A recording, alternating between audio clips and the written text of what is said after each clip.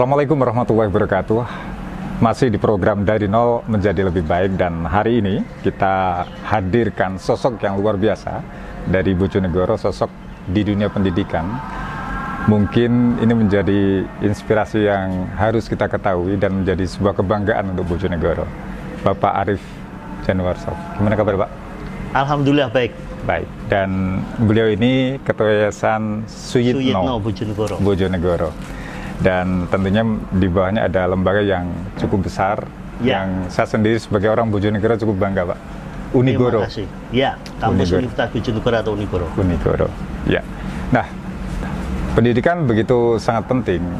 Bahkan ini menjadi modal awal untuk peningkatan dari sumber daya manusia. Apalagi di kota-kota kecil seperti Bojonegoro. Dan banyak di antara kita dulu itu kalau ingin kuliah di tempat yang keren harus keluar kota. Ya. Nah, Unigoro akhir-akhir ini menjadi sebuah lembaga atau apa ya, jawaban bagi kita semuanya. Jadi kalau kuliah nggak perlu keluar kota, cukup di Bojonegoro saja. Dan ini tidak lepas dari sosok Pak Ayi yang begitu apa ya, konsistennya membangun brand, saya bilang seperti itu, untuk Unigoro. Kalau boleh sedikit kilas balik Pak tentang Yayasan Suyitno ini dulu dan hingga berubah seperti ini. Oke, jadi saya jadi ketua yayasan itu bulan Desember 2013. Dengan kondisi waktu itu, satu, gedungnya jelek-jelek kayak SD Impres.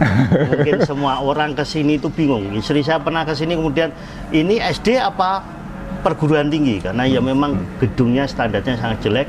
Kemudian tidak terurus, di mana-mana juga kotor. Kemudian rata-rata dosen itu usianya semuanya di atas saya semua. Sehingga mungkin kalau dilihat dari tingkat produktifnya memang kurang produktif. Kemudian masih ada kuliah jauh, yang waktu itu kuliah jauh itu sangat dilarang. Akhirnya saya harus menutup kelas jauh yang ada di Blora karena kita harus konsentrasi semuanya di Universitas Bojonegoro. Kemudian karena dulu di sini itu ada kelas sore, hanya ada kelas sore. Karena orang kuliah di Unigoro itu dulu hanya ingin mendapatkan gelar atau Unigoro itu hanya sebagai dewa penolong. Jadi PNS kuliah di sini, kemudian yang penting dia dapat ijazah. Kemudian semua saya rubah, harus kemudian masuk pagi. Karena kita harus mengetahui bahwa kalau pagi itu pasti lulusan fresh, masih SMA, dan tidak ada yang bekerja. Kalau bekerja kan nggak mungkin dia bisa kuliah pagi. Kemudian yang kedua yang saya lakukan adalah sarana prasarana harus berubah. Karena kalau gedungnya jelek, orang pasti akan males untuk kemudian kuliah di Universitas Bojonegoro. Apalagi Unigoro itu tempatnya di pinggir. Ngapain kita harus jauh-jauh kalau kampusnya ya kemudian seperti itu. Oke. Akhirnya semua sarana kita perbaiki. Jadi mulai dari Fakultas Hukum. Yang akhirnya setelah itu yang tidak kalah penting adalah akreditasi. Waktu saya jadi ketua yayasan, saya sampaikan dalam jangka waktu 2-3 tahun semua harus akreditasinya B. Kalau kemudian tidak terakreditasi B, lebih baik saya nggak jadi ketua yayasan.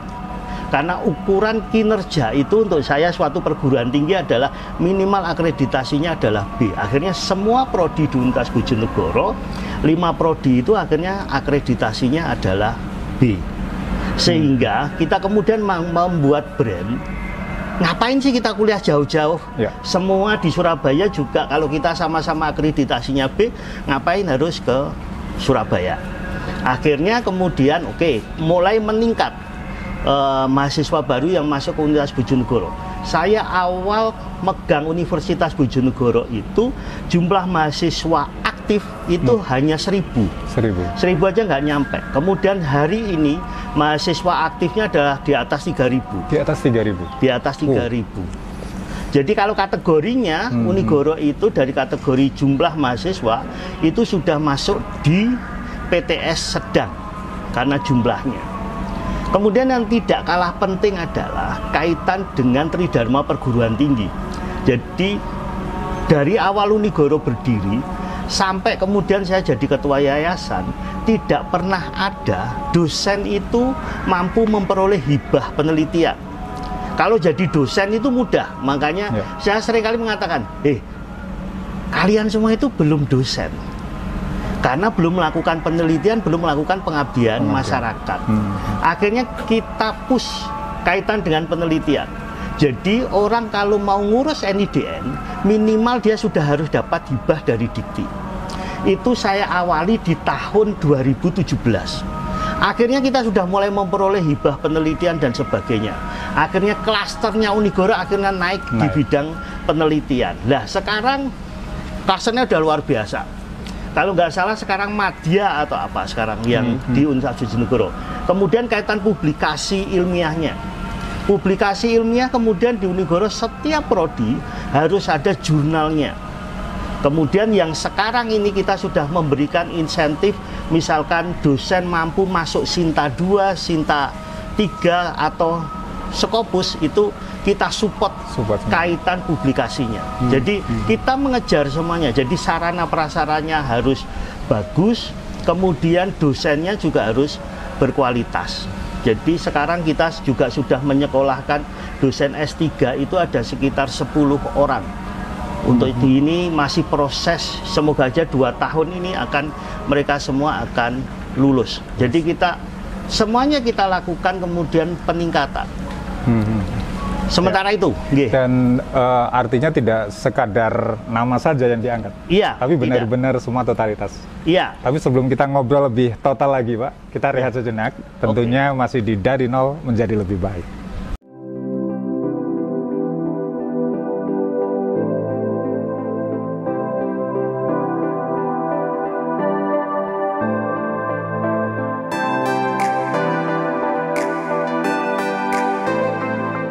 Ya, kawan, masih di Dari Nol Menjadi Lebih Baik. Dan hari ini masih bareng sosok yang inspiratif dari Bojonegoro, Pak Ayi. Nah, Pak Ayi tadi sudah banyak menceritakan tentang bagaimana dari 2013 terus bergerak dan ternyata sesuai target seperti itu, dan bahkan sudah terbukti bagaimana kalau kita masuk ke kampus ini udah terasa bener-bener sudah gak kayak di Bojonegoro lagi. Iya, terima kasih. Ya, dan bicara tentang mungkin ada beberapa orang atau bahkan masyarakat Bojonegoro ingin tahu lebih dalam lagi tentang sosok panjenengan. Pak Ayi kalau boleh tahu, ini kan yayasan dibangun dengan mungkin terah panjenengan, artinya leluhur panjenengan dan lain sebagainya. Kalau boleh tahu kecil dulu seperti apa sih Pak Ayi? Ini lebih dalam lagi. Iya. Jadi saya kecilnya lahir di Bojonegoro. Saya masuk TK-nya waktu itu TK Pertiwi. Yang waktu itu sekarang di Pendopo itu. Ya, dulu. Kemudian SD-nya SD Kadipaten 1 Bojonegoro. Kemudian SMP-nya SMP Negeri 1 Bojonegoro. SMA-nya SMA Negeri 1 Bojonegoro. Kemudian kuliah di Universitas Bojonegoro. Ambil Fakultas Ilmu Administrasi, jurusannya adalah Administrasi Negara. Kemudian S2-nya saya di Universitas Wijaya Putra, mengambil Ilmu Administrasi Negara, dan sekarang lagi studi S3 di Universitas 17 Agustus Surabaya. Saya dari dulu tidak pernah ikut organisasi dan sebagainya. Ya mungkin kalau orang teman-teman di Bojonegoro yang seangkatan saya kemudian tahu Ayi, mungkin akan gini, masa Ayi sing iko? Karena saya tidak punya prestasi yang luar biasa. Pada saat SD, SMP, SMA atau sampai perguruan tinggi, saya organisasi kesiswaan atau kemahasiswaan saya juga tidak pernah ikut. Di OSIS saya juga tidak pernah ikut. Bahkan yang sering kemudian bolos sekolah, yang sampai waktu itu ada Pak Sigit, guru SMA 1 yang ngajar kimia, dia sampai mengatakan, Ayi, sampai kamu punya anak 2 itu pasti saya masih ingat. Karena pada saat pelajaran kimia saya nggak seringkali bolos karena pelajaran yang begitu saya tidak paham, sehingga saya bisa menghimbau untuk generasi muda, kalau sudah nggak suka biasanya susah sekali untuk memahami sesuatu hal. Jadi hidup saya masih kecil sampai perguruan tinggi, sampai lulus biasa-biasa aja. Kemudian saya di 2013 saya masuk di Panwas Pemilu Kabupaten Bojonegoro. Banyak ilmu di sana yang saya peroleh. Kemudian sampai 2007 sampai 2009. Jadi di Panwas itu luar biasa, teman-teman saya mengajari saya itu sangat luar biasa. Kalau masa kecilnya ya wis biasa-biasa saja. Ya, mungkin kalau teman seangkatan saya pasti tanyanya yaitu tadi. Kuwi mosok sing ayi sing dhisik. Apa ayi yang terkenal saya dulu Ayi Sogo lah. Apakah itu yang dulu Ayi Sogo itu? Jadi sampai ada teman kuliah saya itu hanya datang ke kampus hanya ingin membuktikan apakah saya juga seorang dosen dan memang ketua yayasan. Karena mereka tidak percaya bahwa saya itu adalah menjadi seorang dosen. Karena awal waktu ibu saya meminta saya untuk jadi dosen, saya udah bilang waktu itu saya nggak bisa ngajar. Wong barang ketok kok kowe gak gelem, bahasa Jawanya gitu. Akhirnya ya udah saya jadi dosen. Awal itu sebenarnya saya minta jadi karyawan saja karena nggak banyak mikir dan sebagainya. Akhirnya jadi dosen. Kemudian di 2004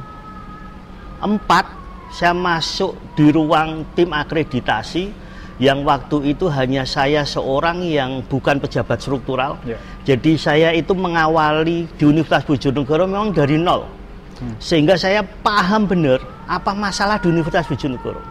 Karena saya jadi dosen yang waktu itu gajinya masih 175.000. Kemudian masuk di ruang akreditasi sehingga semua yang ada di sini semua pernah jadi teman saya dan saya paham benar karakter masing-masing dosen, masing-masing karyawan, sehingga pada saat saya membuat teamwork itu saya mampu. Ini dengan si A dengan si B nggak mungkin bisa satu tim. Itu saya sangat paham benar.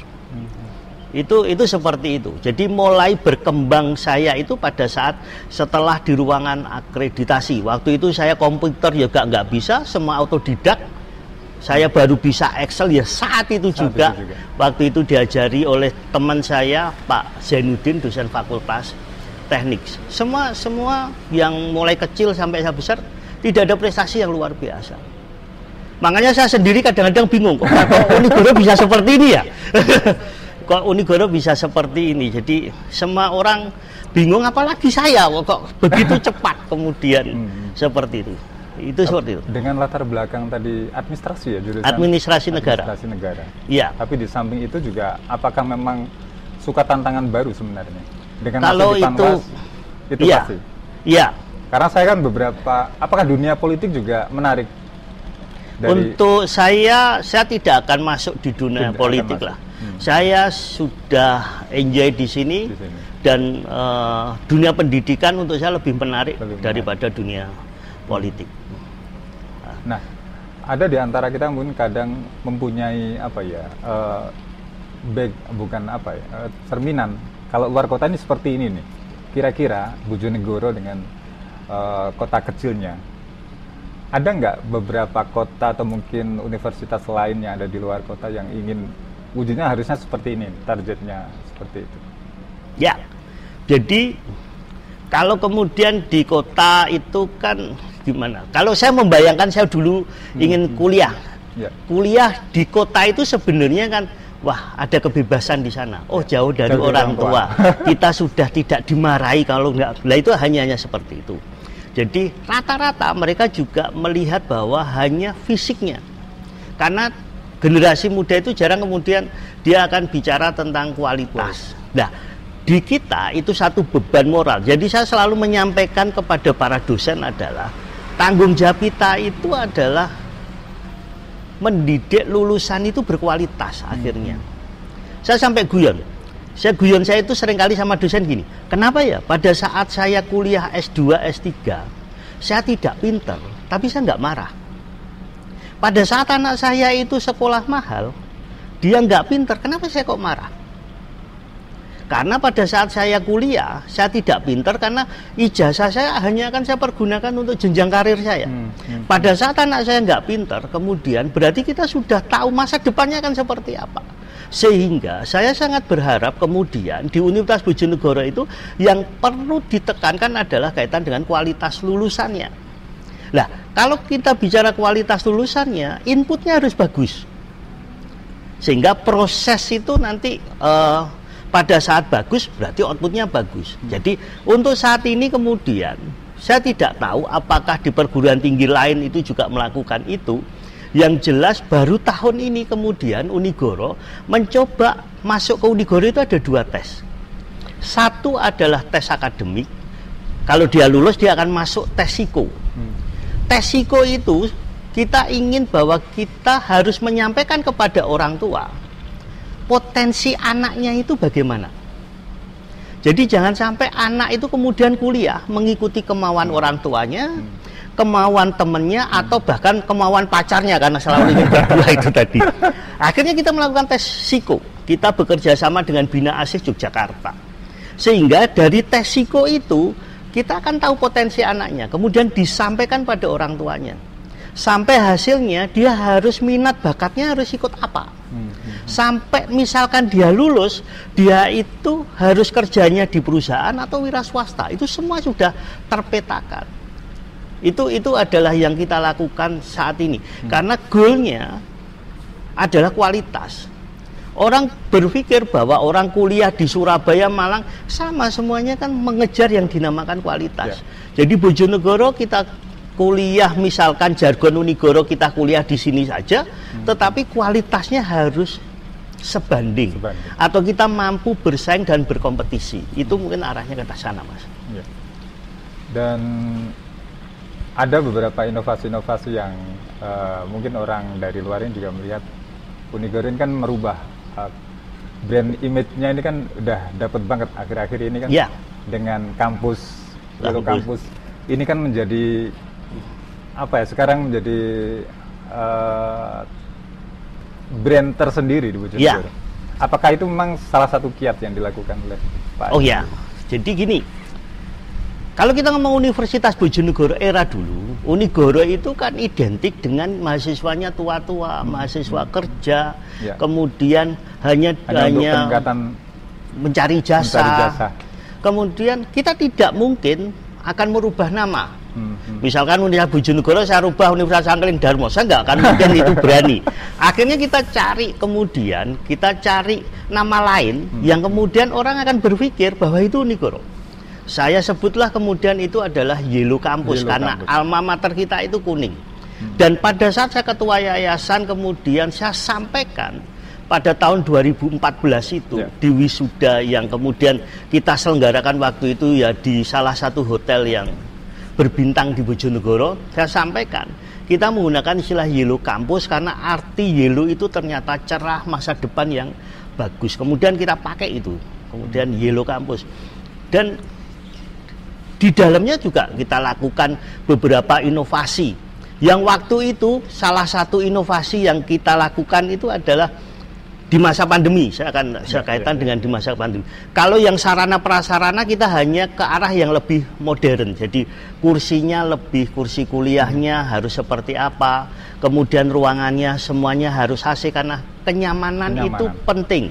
Jadi orang tidak akan mampu belajar dengan baik kalau kemudian kondisi kelasnya tidak nyaman. Kemudian kita pada saat pandemi itu kayak luring dan daring yang sekarang disilahkan hybrid, kita sudah melakukan itu di 2020 pada saat kita melihat zonanya Bojonegoro orange, kita sudah melakukan kuliah hybrid. Cuma mungkin karena kita masih PTS di Bojonegoro, kemudian jarang sekali itu terpublikasi. Kemudian kita juga membuat kelas modern yang di kelas itu nanti monggo itu bisa dilihat. Ada beberapa TV yang kemudian satu TV itu satu mahasiswa. Karena kalau kita ngajar dengan laptop semuanya mahasiswanya kecil-kecil, dosen tidak akan mampu berkonsentrasi untuk mengajar di sana. Akhirnya kita bikin yang namanya kelas modern itu ada 20 TV. Kemudian dosen masih leluasa bergerak. Jadi hanya kita kalau di kelas kita berhadapan dengan mahasiswa di kursi-kursi, ini diwakili satu mahasiswa di satu monitor TV. Itu inovasi yang kita lakukan. Kemudian kaitan dengan aplikasi. Kalau orang sekarang mengatakan itu platform lah. Kemudian kita UTS, UAS, semua sudah menggunakan itu. Jadi saya mungkin perguruan tinggi swasta di Bojonegoro yang kemudian kita banyak memperkerjakan orang IT, walaupun sebelum pandemi itu. Kemudian juga ada, kita punya juga tim kreatif dan sebagainya. Ya, karena yaitu tadi, kita ada di pinggiran Bojonegoro, bagaimana orang akan mengenal Unigoro kalau kita tidak melakukan beberapa inovasi. Kemudian di kelas kita juga punya kelas yang konsepnya itu kursi kita keluarkan semua, kita ganti karpet, kemudian kita kasih TV besar, kemudian meja lesehan, karena kita ingin suasananya yang beda. Jadi orang itu akan nyaman. Di situ ada dispenser. Jadi kita kuliah itu sambil minum teh, minum kopi kan sesuatu hal yang kuliah gitu. Ya, karena tidak terlalu tegang. Ya, intinya kita nyaman. Karena konsepnya di Unigoro itu kita akan ada 3 sebenarnya. 1 adalah pendidikan, 2 adalah olahraga, 3 adalah wisata. Wisata ini yang sedang kita rencanakan. Jadi nanti Unigoro itu ada flying fox, kemudian ada acara untuk outbound, sehingga anak-anak SMA misalkan ingin pelatihan leadership di sini, kita welcome saja. Itu beberapa hal yang kemudian berusaha kita lakukan. Jadi dari pendidikannya juga dapat, kemudian ekstranya dia dapat. Karena di sini semua sarana atau semua ekstra yang diikuti oleh mahasiswa semua kita lengkapi dengan pelatih. Karena saya masih menganggap bahwa kalau orang latihan tanpa ada pelatih, itu hasilnya nggak akan maksimal. Jadi semuanya harus ada pelatih. Jadi terbukti kemarin sudah mulai menang lomba tari, kemudian band kemarin tingkat nasional itu kita sudah mulai. Dan habis ini ada teater dan sebagainya kemarin sudah dikirim. Itu seperti memang itu. Selalu berbenah terus. Iya, kita harus berbenah. Bahkan kita akan lihat fasilitas yang baru ini kan ada lapangan, ada. Ya. Ini pun diperuntukkan untuk mahasiswa. Peruntukan untuk mahasiswa. Dan free. Tidak ada tambahan bahkan apapun. Ada pelatih tadi juga. Ya, kita ngasih pelatih juga. Asik juga ini kegiatan. Ya. Kita pun akan buka kelas internasional juga. Wih. Jadi ini masih nunggu izinnya untuk memperkerjakan orang asing. Dan kita sudah menseleksi mahasiswa yang akan masuk di kelas internasional. Satu kelas hanya kita isi 25 orang. Ya. Okay. Ya. Baik. Jadi banyak sekali hal-hal baru di sini dan kita akan lebih dalam lagi Pak nanti mungkin terkait dengan jangka panjang impian dan lain sebagainya. Tentunya masih di dari nol menjadi lebih baik.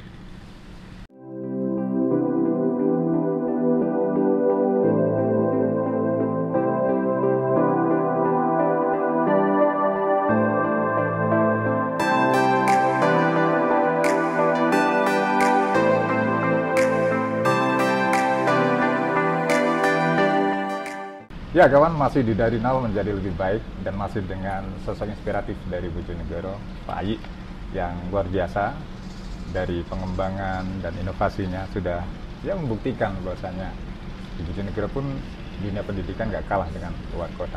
Nah, kalau bicara tentang hidup ini kan kadang kalau sudah mencapai titik puncak, mungkin Pak ini masih ada nggak obsesi atau harapan-harapan yang ingin diwujudkan ya untuk pribadi sendiri mungkin dulu nanti kalau setelah itu pribadi belakangan aja lah saya hari ini tuh saya hari ini saya tuh kadang-kadang udah tidak berpikir tentang pribadinya.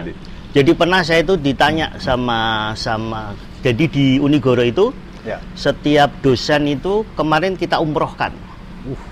Jadi yang belum pernah ke Mekah itu kita berangkatkan. Jadi kita lihat dari usia, kemudian dia belum pernah umroh dan haji, kita umrohkan. Kemudian biro itu tanya pada saya, dan saya minta umroh itu pakai biro yang terbaik. Karena saya pingin dosen saya itu tidurnya di bawahnya di hotel yang ada jamnya. Jadi itu seperti itu. Kemudian sebuah penghargaan gitu ya untuk mereka. Semuanya rencananya loh saya sampai merinding. jadi itu kemudian saya ingin memberikan fasilitas yang terbaik untuk dosen saya. Jadi itu bisa sebagai penghargaan dan sebagainya. Biro kemudian tanya, Pak Arief kan belum pernah haji, Pak Arief kan belum pernah umroh. Kenapa Pak Arief nggak berangkat dulu? Saya hanya mengatakan waktu itu kapal Titanic waktu mau tenggelam itu nahkodanya keluar belakangan. Saya harus anak buah saya semuanya sudah berangkat dulu, saya pasti akan berangkat, tetapi setelah skala prioritas itu. Jadi itu yang kemarin itu terjadi. Tapi kemudian corona mulai 2020 ya, 20 akhirnya rencananya kita memberangkatkan 12 orang itu terpending sampai hari ini. Tapi semuanya sudah kita daftarkan, sudah sempat suntik di bulan Maret, April mau berangkat, corona datang, semuanya tidak jadi berangkat. Oke. Itu yang kemarin yang saya lakukan. Yang kemudian apa sih obsesinya? Jadi kemarin itu kita membuat perencanaan. Saya sangat berharap suatu saat, entah 20 tahun lagi atau 15 tahun lagi, kemudian ada banyak guru besar yang lahir dari Universitas Bojonegoro. Jadi kita kemarin membuat perencanaan, orang kerja itu dari nol sampai tahun keberapa bisa menjadi seorang guru besar atau profesor. Karena itu suatu mimpi saya yang luar biasa. Minimal pada saat saya tua, saya pernah menghasilkan ini. Minimal itu seperti itu. Saya sangat berharap itu. Makanya kemarin saya sampaikan bahwa kita bikin perencanaan, kita bikin milestone-nya, sehingga 20 tahun lagi harus lahir guru besar dari Universitas Bojonegoro. Pada saat saya tua kemudian ada yang berhasil, saya hanya akan mengatakan, weh, perencanaan saya berhasil. Pada saat itu tidak berhasil, aduh, saya telah menyusahkan orang, kemudian tidak mampu membuat orang menjadi seorang guru besar. Karena saya tidak akan mungkin menjadi guru besar, sehingga cita-cita saya harus kemudian diwujudkan dari teman-teman dosen saya yang masih muda. Jadi kemarin kita merekrut 16 dosen baru, kemudian arahnya akan ke sana. Mereka harus mampu menjadi guru besar dan harus bermanfaat untuk Bojonegoro. Karena semua yang kita lakukan hari ini, bagaimana Unigoro itu bermanfaat untuk masyarakat Bojonegoro. Kalau kaitan dengan pribadi saya sudahlah, kalau Unigoro sudah luar biasa, itu untuk saya sudah cukup lah. Iya, sudah cukup. Karena saya pernah menulis sesuatu hal yang kemudian saya tunjukkan kepada teman saya. Waktu itu pada kondisi yang memang, kenapa ya setiap akreditasi waktu itu, kenapa ya kita setiap akreditasi itu semuanya itu tidak, istilahnya bondo ngarang. Kita mau sampai kapan? Kemudian saya menulis sesuatu yang kemudian saya tunjukkan pada Pak Yasir waktu itu. Saya hanya mengatakan gini, andai saya mati, saya ingin kemudian berjalan dengan membusungkan dada pada saat ketemu para ketua yayasan terdahulu. Tapi untuk membusungkan dada itu perlu kerja keras. Tidak cukup hanya mengerimi surat Al-Fatihah. Saya hanya mengatakan itu. Dan kemudian, saya hanya mengatakan itu. Jadi, kalau kemudian, karena suatu saat, pada saat saya tua, generasi kita itu sebenarnya butuh tauladan. Kita hari ini nggak punya tauladan. Besok misalkan saya tua, minimal anak saya itu, saya adalah seorang figur. Karena saya mampu untuk mencatat sejarah. Jadi saya sering menantaikan pada teman-teman saya, apa kita itu mau setiap pagi hanya berangkat ke kampus, pulang, sore pulang ke kampus, kita tidak punya prestasi apapun. Kemudian anak kita itu mencari tauladan dari siapa? Itu kalau semua di sini sudah bagus, itu sudah apa yang saya inginkan secara pribadi, obsesi saya udah tercapai. Andai kata itu tadi yang akhir itu, saya itu membayangkan pada saat saya mati itu orang-orang mati yang sebelum saya meninggal, sebelum saya akan menyambut saya. Jadi saya jangan sampai menundukkan kepala, minimal saya harus jalan itu dengan membusungkan dada. Tapi sejauh ini apakah sudah, kalau dibanding, maaf ini, kalau dibanding sama yang terlebih dahulu, sudah ada rasa bisa membuktikan perubahan-perubahan itu? Ya, tapi saya masih belum maksimal untuk saya. Tapi kalau dilihat dari perubahan itu sudah ada. Sudah. Perubahan itu sudah ada. Tapi ini menurut saya belum maksimal karena ada beberapa hal yang memang belum tercapai. Itu. Kalau itu untuk Unigoro sendiri, dan kalau lebih agak luas sedikit untuk Bojonegoro sendiri, Pak. Pendidikan di Bojonegoro seperti apa sih harusnya ke depan? Kalau ke depan ya, saya itu sebenarnya sangat berharap kemudian PTS yang ada di Bojonegoro itu mempunyai prodi yang berbeda-beda. Ayolah kita bekerja sama, karena kita itu bukan pesaing sebenarnya. Ayo kita misalkan publikasi bareng, ayo kemudian kita itu bekerja sama dengan bersama. Ayo kita tunjukkan bahwa PTS di Bojonegoro itu memang layak dituju oleh kota-kota di sebelah kita. Jadi kita melihat beberapa kota itu yang terkenal karena pendidikannya. Contoh misalkan Jogja itu kan, Ya. orang kenapa ke Jogja? Karena ingin sekolah. Setelah orang sekolah, kemudian pariwisata semuanya akhirnya hidup. Ekonomi. Andai kata di Bojonegoro kita itu semua sepakat, ayo kita bukan pesaing sebenarnya. Karena pada saat anak SMA ingin menjadi perawat misalkan, hanya karena publikasi dia ingin menjadi kuliah di FISIP Unigoro, nggak bisa seperti itu. Jadi porsi kue itu sebenarnya udah jelas.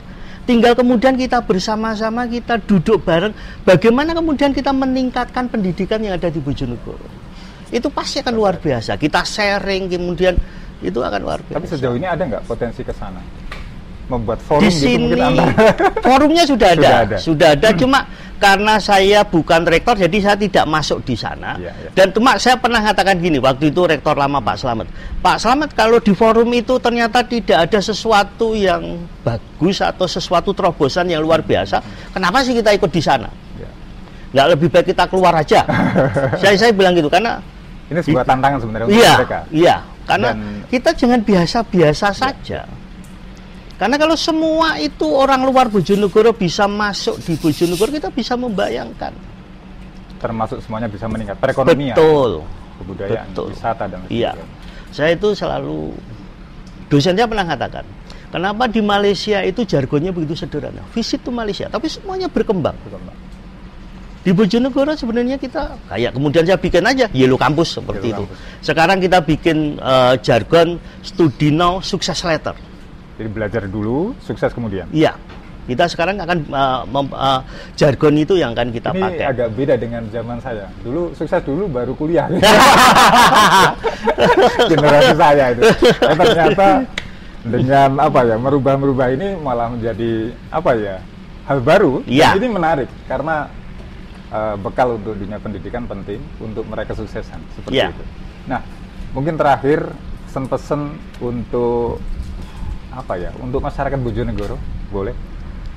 Ya, jadi kalau untuk masyarakat Bojonegoro, ya saya sangat berharap kemudian ayolah kuliah di kotamu saja, karena ya itu tadi, di Bojonegoro semua pendidikan sudah bagus-bagus. Di Bojonegoro kalau tidak kita yang berusaha membangun Bojonegoro, akan siapa lagi? Mungkin itu aja. Oke. Baik, Pak I, semoga sukses sebagai sosok yang inspiratif di dunia pendidikan di Bojonegoro. Terima kasih. Dan semoga impian-impiannya juga terwujud melalui Unigoro. Saya sendiri juga sebagai warga Bojonegoro turut bangga dengan adanya Unigoro. Terima kasih. Ya. Dan hampir lupa. Kebetulan dari nol ini belum 1 tahun, tapi kita sudah ingin mengangkat memang sosok-sosok inspiratif, termasuk Pak I ini juga. Dan ini ada merchandise Pak, jenengan terima. Semoga saya terima kasih. Memberikan motivasi juga bahwasanya dengan dari nol kita bisa menjadi lebih baik. Betul. Ya. Dan sukses selalu untuk dari nol. Amin. Iya. Ya. Oke. Baik, kawan, tentunya kita akan hadirkan sosok-sosok inspiratif, sosok-sosok hebat yang ada di sekitar kita. Ya, untuk kehidupan kita menjadi lebih baik. Saya Iwan dan juga kawan-kawan dari nol mengucapkan terima kasih. Dan sekali lagi untuk Unigoro, Pak I, sukses selalu. Terima kasih.